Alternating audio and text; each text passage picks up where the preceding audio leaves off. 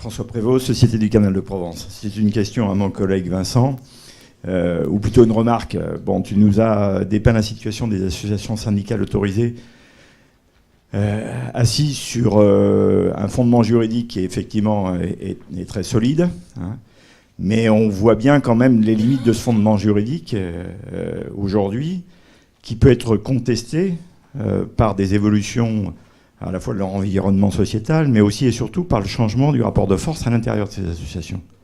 Et quand on a des associations dans lesquelles les agriculteurs deviennent minoritaires, donc les usages et les attentes vis-à-vis des services rendus par les associations évoluent, on sent qu'il y a une déstabilisation. Alors certes, le fondement juridique il continue d'exister, mais on peut arriver à des situations extrêmement délicates.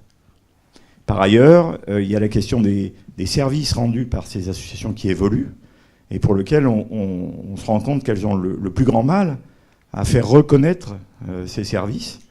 Donc elles ont un objet initial, mais se sont greffés s'est greffé sur cet objet initial un certain nombre d'autres services, voire d'aménités, pour lesquels on ne reconnaît pas, parce que ça arrange tout le monde, l'efficience de ce service. Je pense à la collecte des eaux pluviales, je pense aussi à la structuration des paysages, à des fonctions paysagères ou touristiques, etc., etc.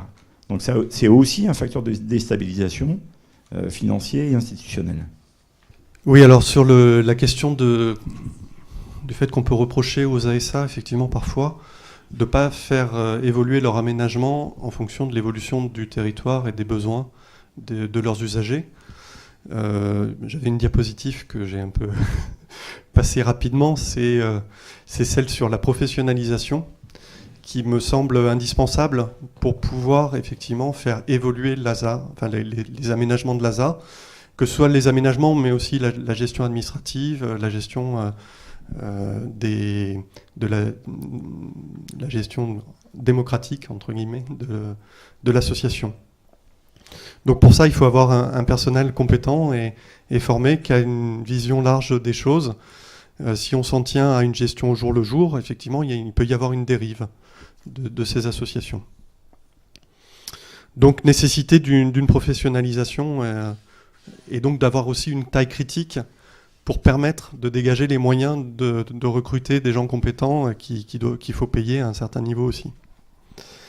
Sur la question de la reconnaissance des services, donc il y a eu une innovation ces dernières années, ce sont les contrats de canaux qui ont été impulsés par l'agence de l'eau, par les agences de l'eau, enfin en l'occurrence Rhône Méditerranée Corse.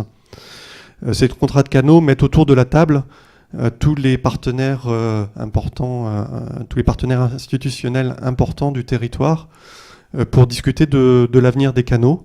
Et c'est aujourd'hui, lorsque il y a des gens compétents à la tête des associations, c'est vraiment une opportunité pour faire reconnaître les différents services apportés par les ASA, principalement par le biais de conventions, de superposition de services publics, mais ça peut être aussi par une reconnaissance des fonctions qui permet ensuite aux associations de mieux évoluer dans leur territoire parmi les différents acteurs. Par exemple, quand il y a un lotissement, concrètement, la collectivité publique va solliciter l'ASA pour savoir qu'est-ce qu'il faut faire, plutôt que de laisser faire l'aménagement urbain sans aucune concertation. Voilà, il y a peut-être d'autres questions. Frédéric Apollin, d'Agronome et Vétérinaires sans frontières. Moi, j'ai deux questions. Il y en a une qui mériterait, j'imagine, un développement beaucoup plus large, mais j'imagine que ce sera un des travaux qu'on pourra mener dans le COSTEA. C'est de voir un peu l'évolution historique qui a amené à ces différentes structures. Parce que votre exposé, là je m'adresse à Vincent, donne un peu une vision, une photographie de l'état actuel. Bon, si j'y connais rien, je me dis, bon bah voilà, les ASA, les GDA, les choses comme ça, c'est la merveille. Les AI, je les mets à la poubelle parce que enfin, c'est la gabegie, quoi, en gros. Pour résumer, on y reviendra sur le cas d'Haïti avec François tout à l'heure. Donc, ce serait intéressant, ou peut-être quelques éléments pour dire qu'est-ce qui a permis à des ASA de se développer, quel est le contexte institutionnel, historique, de supports divers et variés, tant du secteur privé que du secteur public, qui leur a permis d'arriver à ces résultats, avec tous les bémols que vous citez maintenant. Voilà, ça c'est une première question, mais très large, j'imagine qu'on ne va pas la développer maintenant. La deuxième, c'est, vous avez dit, les associations d'irrigants, en parlant notamment du cas haïtien, on y reviendra tout à l'heure, sont assez politisées. Moi, je me pose la question, est-ce un problème? Parce qu'effectivement, les missions qui ont été fixées sur ces gestionnaires d'aménagement sont des missions essentiellement opérationnelles. Gestion du service de l'eau, gestion du paiement de la redevance, etc. Ne peuvent-elles pas, et on le voit dans le monde, développer d'autres missions? Dans le cas haïtien, on en parlera tout à l'heure, elles ont développé une mission de plaidoyer importante dans le cadre, par exemple, d'une urbanisation agressive des terres agricoles, qui est un vrai danger pour la sécurité alimentaire du pays, y compris sa capacité économique d'export de produits agricoles, sur la banane ou autre. Et aujourd'hui, les seuls qui en parlent, ce sont ces associations d'irrigants. Alors, elles ne sont pas très bonnes au niveau couverture de leurs redevances. Par contre, elles jouent un rôle fondamental, de mon point de vue, dans la société haïtienne, de mettre sur la table, dans le contexte d'un État faible, etc., un thème majeur qui est que les terres agricoles les meilleures du pays sont en train de se faire grignoter par des villes, des collectivités qui n'ont aucune politique d'urbanisation. Donc, est-ce que ce thème de la politisation en soi est un problème ou ne peut pas être aussi, finalement, dans certains cas, un avantage ? Alors, je vais répondre à la deuxième question, puis je laisserai peut-être Thierry Ruffe répondre à la première, puisque c'est surtout lui qui a parlé d'histoire. Donc, sur la deuxième mission, la problématique de la politisation, que les associations créent, entre guillemets, un lobby pour défendre leurs intérêts collectifs, ça me semble très sain. Et les ASAS s'en sont pas privés à certains moments récents de leur histoire. Effectivement, si elles ne s'organisent pas, de nombreuses décisions peuvent être prises qui contreviennent à leurs intérêts. Par contre, ce qui peut poser des difficultés, c'est lorsque les ressources de l'association sont utilisées à d'autres usages que l'investissement dans le domaine de l'eau. Et en particulier sur Haïti, on avait un exemple de financement d'une école. Donc c'est quelque chose qui n'est pas du tout inutile pour la société haïtienne, mais qui pose un problème de durabilité pour l'institution et surtout pour l'aménagement hydro-agricole, puisque derrière, il y aura des problèmes de légitimité des redevances de l'eau, puisque les gens sauront plus ce qu'ils ont à payer au final. Donc, je passe la parole à Thierry pour qu'il réponde sur la question de l'histoire. Bon, je ne vais pas faire une très longue dissertation là-dessus, mais avant la Révolution française, et jusqu'à la loi de 1865 même, la gestion de l'eau était extrêmement conflictuelle. Et après la loi de 1865, elle est toujours aussi conflictuelle, mais elle est médiatisée par les acteurs territoriaux qui organisent leurs propres règles au sein du territoire.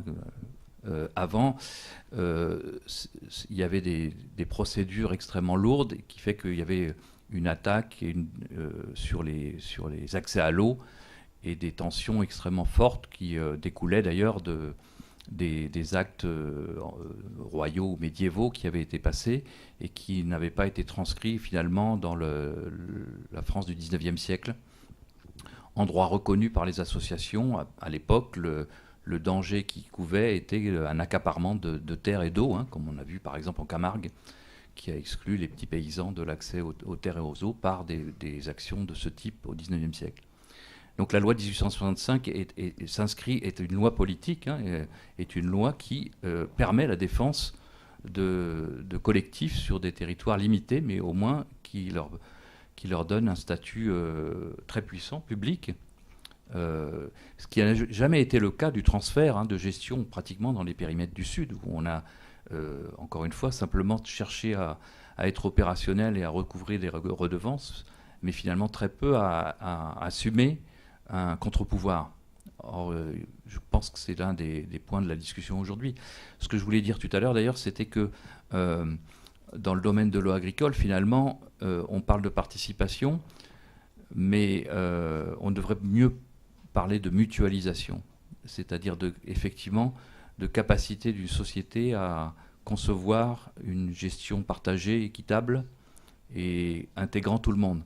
Le gros défaut de la loi de 1865, et qui est repris en 2004 et même accentué, c'est qu'on parle d'associations syndicales de propriétaires. C'est-à-dire qu'on limite finalement le champ social et le socle historique en France, en tout cas quand je parlais d'université, les universités catalanes intégrer tout le monde dans la société. Alors il y avait des notables, il y avait aussi des laissés pour compte, mais tout le monde avait la possibilité d'aller à une assemblée et à se saisir de la question du partage de l'eau. Aujourd'hui, finalement, c'est démocratique dans un sens limité aux propriétaires, ce qui n'est pas très républicain, surtout lorsque, en plus, les associations définissent des règles de pondération en fonction des superficies. Alors elles ont des raisons de le faire aussi. Il ne faut pas dire qu'il y a un modèle unique. Je ne veux pas dire ça. Justement, tout ça s'inscrit dans des histoires politiques, sociales, et on ne peut pas penser que c'est juste un transfert de textes législatifs ou de lois politiques, mais il faut laisser des espaces aux discussions.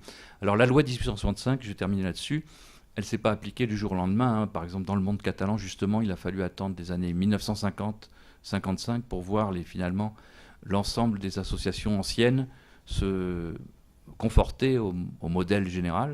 Donc, vous voyez, ça fait presque un siècle de délai, d'attente, parce que il fallait que pour rentrer en fait dans la logique politique de l'association syndicale, il fallait qu'il y ait aussi une politique publique d'appui à ces associations syndicales, parce qu'elles n'avaient pas beaucoup de ressources, puisqu'elles ne pouvaient pas, par la loi, elles ne pouvaient pas faire d'amortissement. Dès 1865, ce sont simplement des associations qui partagent des charges, mais qui n'ont pas la capacité de faire des investissements.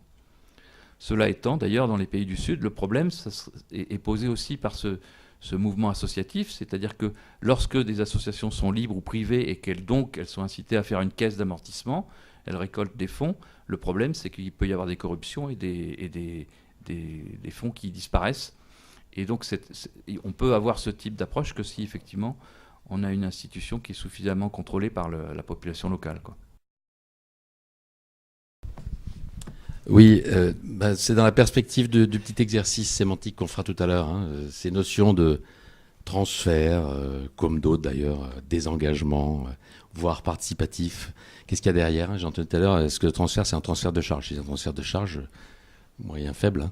Est-ce que c'est un transfert de responsabilité ou un transfert d'irresponsabilité, quelquefois d'ailleurs ? Je ne sais pas.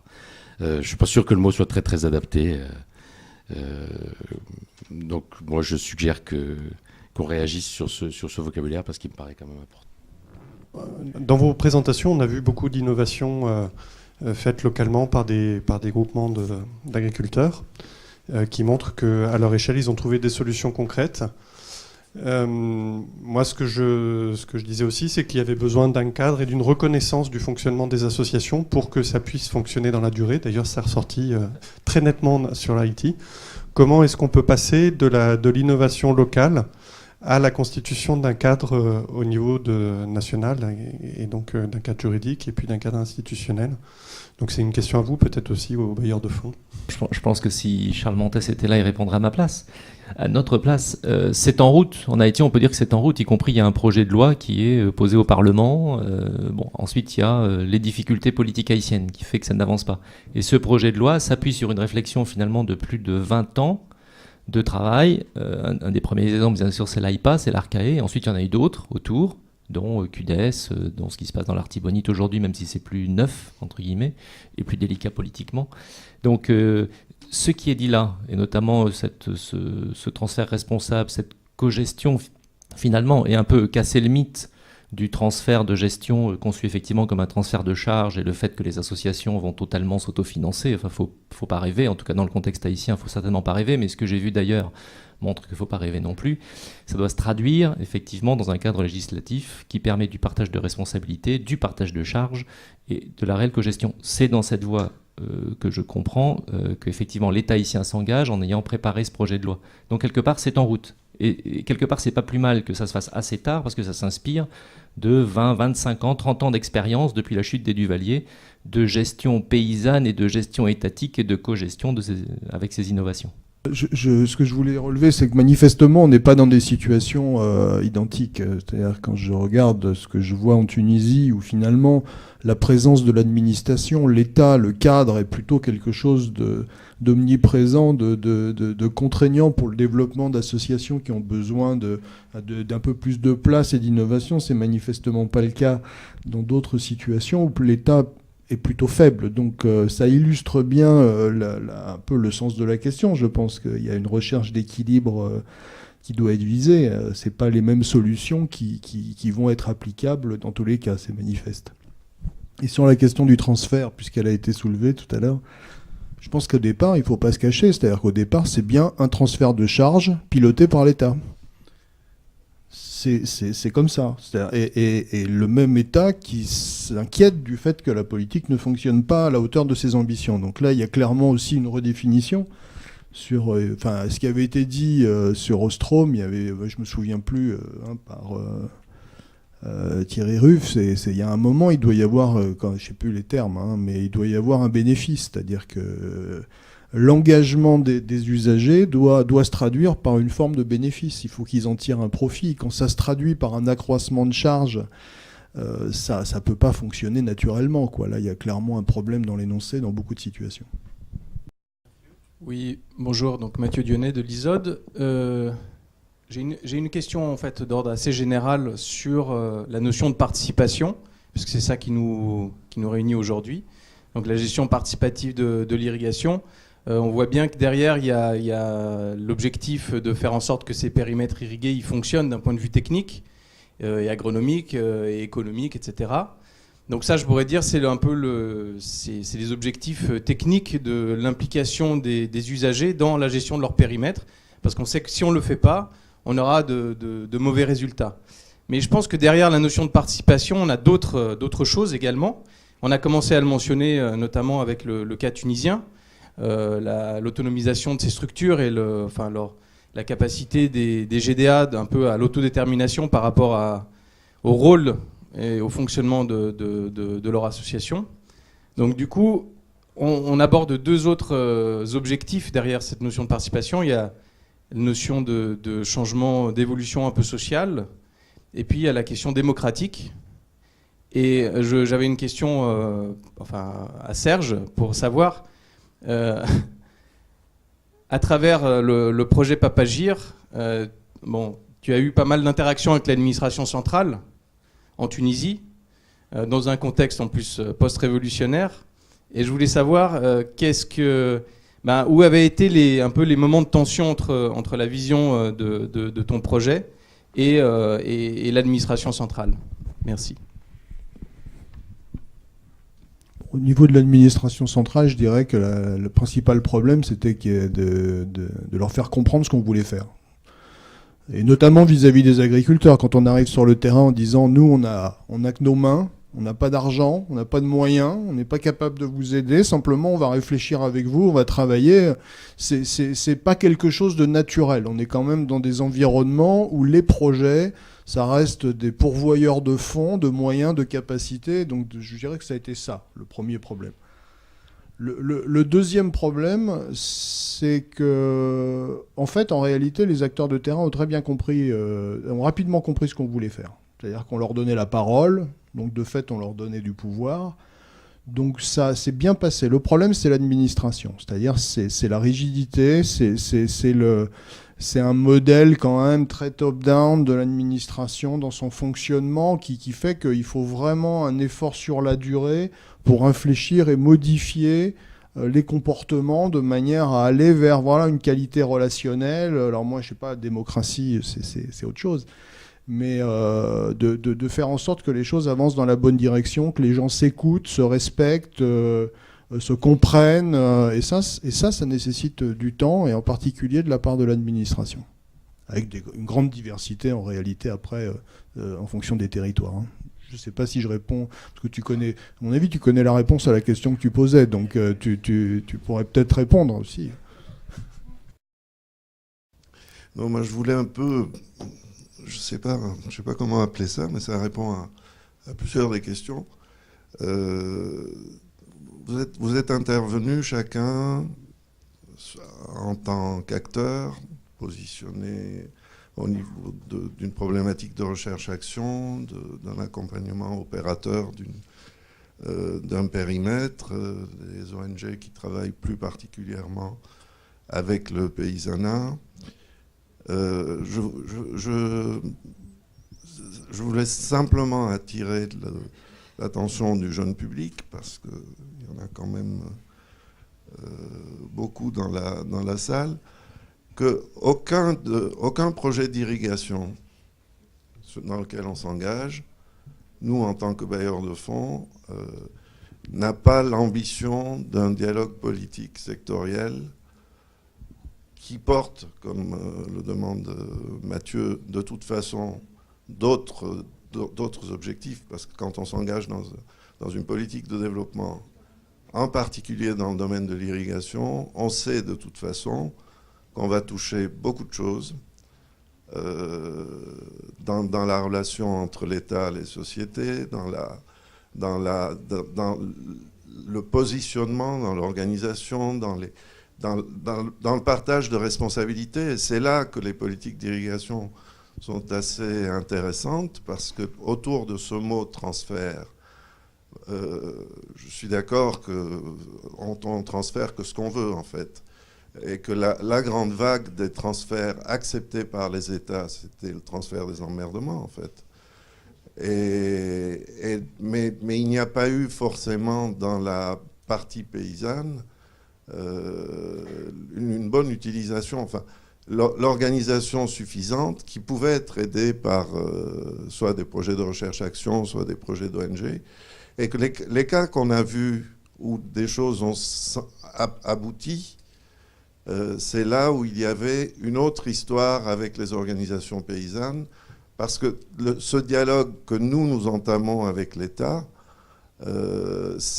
on y introduit forcément de la responsabilité et du transfert de responsabilité en échange de quelque chose. Parfois, la compensation du paiement d'une redevance ou l'engagement dans un processus dans le cadre de l'irrigation, la compensation qui en est attendue, c'est une sécurisation foncière.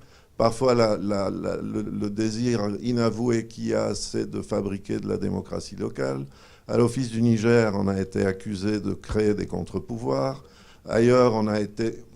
Mais en fait, ce qui, nous, aujourd'hui, pour nous, fait sens, c'est de garder à l'esprit que c'est un tout, que l'ensemble que ce dialogue, on est des médiateurs, quelqu'un a utilisé le terme de médiateur social, on est aussi des médiateurs financiers, parce que derrière, aucun État ne peut s'engager dans des efforts d'investissement et pouvoir en assurer la pérennité, pouvoir ne pas partager avec ces sociétés qui vont certaines fonctions, c'est à lui de les définir, de les discuter, et que nous, en fait, on passe notre temps à créer des plateformes, comme tu le dis très bien, à créer des plateformes ou des dialogues entre segments d'acteurs, que ce soit au niveau local, que ce soit au niveau central, se mettent en place. L'histoire se complique selon les pays quand il y a des communes ou des structures décentralisées qui sont des institutions décentralisées qui sont engagées. L'histoire se complique selon le statut du foncier rural, comment c'est traité, si des titres existent. Je suppose qu'en Haïti, si vous avez abouti à la proposition de cotiser plus, c'est parce que les gens étaient quelque part, vous retrouviez votre système français du NASA de propriétaires. Ils avaient accès à la terre. Alors, dans la plupart des cas, souvent, les aménagements sont faits sur financement public et finalement, qui décide de qui va être attributaire, c'est déjà le premier aléa pour quelqu'un qui va être membre par la suite d'une association d'usagers, d'une organisation de producteurs, etc. Et enfin, nous, on s'est engagé uniquement pour l'instant au Cambodge avec succès à poursuivre ce dialogue suffisamment loin avec le ministère des Ressources en eau pour construire des outils financiers. C'est ça qui manque, c'est-à-dire la contrepartie de la redevance, c'est que l'État respecte ses engagements sur la part de responsabilité qu'il prend dans le processus de transfert. Et le Cambodge est le premier pays pour l'instant, c'est ce que voulaient dire les internautes, où il y a eu une décision par le ministère des Finances à la demande du ministère de l'eau de création d'une ligne budgétaire pour accompagner les engagements de l'État dans la pérennisation des investissements qui sont faits. Le reste étant transféré aux associations d'usagers. À ce moment-là, une institution de financement, puisqu'on a été interpellé, on travaille autant avec l'État à construire et consolider ces outils financiers pour accompagner leur politique sectorielle d'investissement et de transfert, qu'avec les associations d'usagers de l'eau et le paysanat, en les rapprochant des fameux centres d'appui au service de l'irrigation, parce que là où on fait de l'accompagnement des politiques sectorielles, on sait qu'on a besoin de transparence des flux financiers, et c'est uniquement pour ça qu'on crée ces centres, de transparence des flux financiers, parce que la redevance, bon an, mal an, ça représente des fortunes, et que ça ne peut pas circuler dans des sociétés où il n'y a pas des systèmes de contrôle de gouvernance. Et que le premier usage de ces centres, que ce soit Faram Facisso créé dans les années 90, les centres du Sénégal, qui aujourd'hui, dont on n'a pas parlé, qui aujourd'hui arrivent quand même à recouvrer plus de 70% de leurs coûts de fonctionnement uniquement par le paiement des services de transparence justement des flux financiers. Donc en fait, quand on intervient vous pouvez... je voulais faire juste la parallèle des différents exposés qu'il y a eu, dans quel cadre ils s'insèrent et pourquoi finalement le COSTEA. Plus largement, je voudrais préciser moi une idée que j'ai développée tout à l'heure, qui est de dire, à mon avis, il est indispensable de prévoir des dispositions transitoires sur un processus. C'est-à-dire qu'aujourd'hui, moi, dans toutes les situations que je connais, ça n'existe pas. Donc après, ce sont des arrangements informels, des bricolages qui font que, bah oui, on affiche 30%, 50% de taux de recouvrement. Ne pourrait-on pas établir que dans une situation transitoire, l'équilibre est assuré dans des conditions imparfaite et qu'on aménage cette évolution. Et la difficulté, c'est que les administrations locales ne sont pas préparées à ce type d'exercice. Je crois, moi, important que les bailleurs et les politiques publiques essayent de créer des nouvelles capacités pour être capables d'accompagner ce type de processus. Aujourd'hui, il y a une difficulté à le faire. Et je pense qu'il y a des efforts particuliers à faire dans ce domaine-là et que les cibles, c'est pas tant d'appuyer les agriculteurs que de permettre aux acteurs de politique publique de faire leur boulot de manière peut-être un petit peu plus fine et un petit peu plus adaptée. Très rapidement, mais en fait pour rebondir sur deux choses, effectivement, l'une des conclusions qu'on a tirées de ce projet Aziri, donc dans 3 contextes très différents, c'est justement de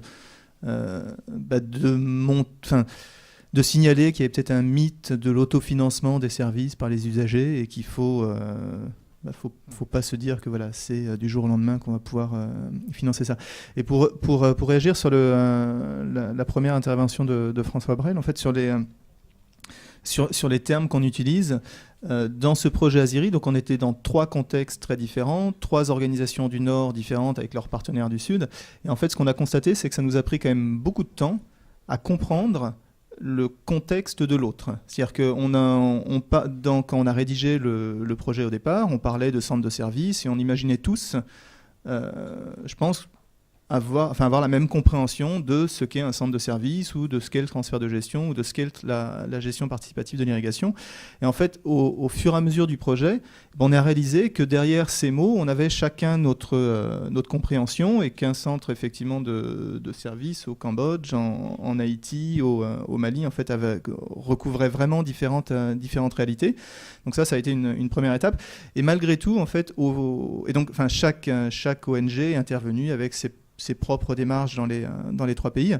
Et ce qu'on a constaté à la fin, ce qui était assez intéressant, c'est qu'on est malgré tout retombé sur des principes communs d'intervention, où on a reconstaté qu'effectivement tous, on a essayé vraiment de travailler avec les institutions locales dans des dynamiques de partenariat. Alors ça pouvait être avec le MORAM ou les communes, au Cambodge, au Mali, ça allait être essayer vraiment de tisser des liens avec l'Office du Niger. Et en fait, malgré effectivement des contextes très différents, on a réussi à mettre en évidence comme ça quelques principes assez communs d'intervention.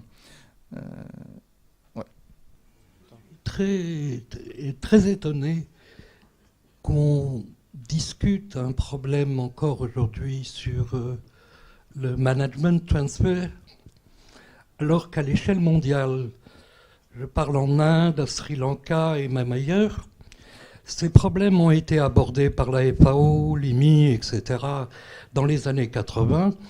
Je me souviens de l'ouvrage de Chambers sur Irrigation Management Transfer à l'époque, hein, où il est bien dit que un des grands problèmes dans le transfert, c'est d'abord d'expliciter, plutôt que d'en s'en remettre toujours au problème des associations, etc., donc de renvoyer la faute sur le monde paysan, c'est de regarder ce qui se passait dans le système, en gros, de distribution que Chambers décrivait, comme dans la plupart des situations qu'il a visitées, comme une boîte noire.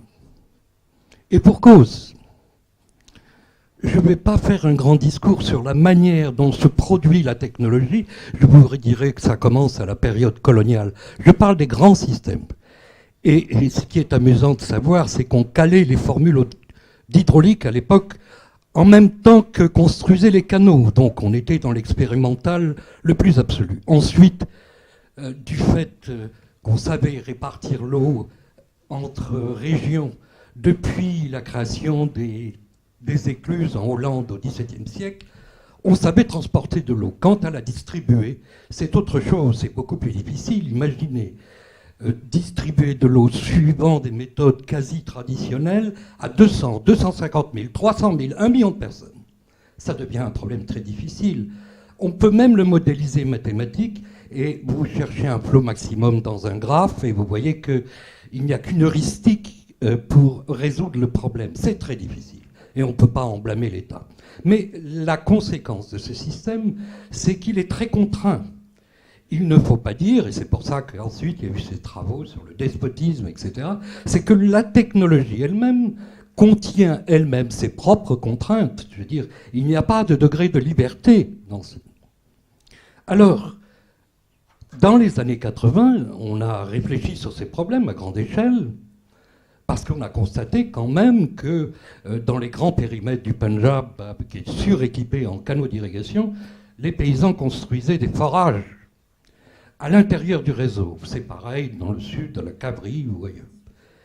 C'est normal, le paysan voit le canal la plupart du temps vide, qui est censé lui apporter l'eau en temps, en heure et en quantité.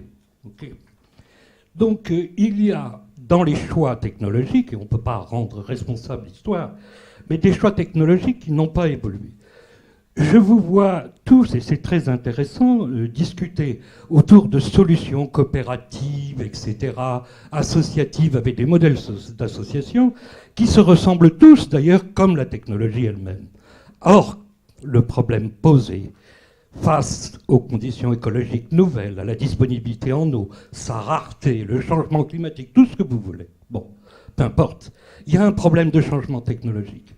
Et d'ailleurs, dans certaines situations, et plutôt à moyenne échelle, pas dans les grands monstres qui ont été créés, comme à l'Office du Niger ou ailleurs, peu importe, hein, c'est un changement technologique qui se fera par la mécanisation, etc. Pour des raisons, pour des raisons effectives. On ne peut pas distribuer l'eau comme on l'a fait de manière traditionnelle, on ne sait pas le faire à grande échelle. Bon. Donc on va se mettre dans des conditions qui ressemblent à l'eau potable, etc., parce que aussi c'est beaucoup plus facile, tout simplement. Bon. Donc si, par contre, pour des raisons, je ne sais pas, diverses, patrimoniales ou simplement technologiques, on reste en gravitaire, alors à ce moment-là, il faut peut-être plutôt penser à démanteler. Mais quand je dis démanteler, ça ne veut pas dire... Ce n'est pas agressif. C'est pour procurer de l'autonomie à des associations ou autres, peut-être qu'il faudrait aussi, sur le plan technologique, penser à rendre indépendants des sous-unités, et c'est possible technologiquement, il suffit d'amener d'un grand barrage à une retenue, etc., de rendre indépendants. D'ailleurs, historiquement, dans un certain nombre de systèmes petits qui sont devenus grands, je pense à la Cabrie, il y a des chaînes de tanks desservies par des grands anicuts, etc. Et c'est des choses qui ont marché pendant des siècles. C'est sûr qu'au moins cette grande hydraulique, qui a produit des modèles historiquement, disons, militaires, aurait pu s'inspirer de ce qui était fait traditionnellement. Mais il est toujours temps d'y penser, parce que de toute façon, il n'y a pas d'autre solution.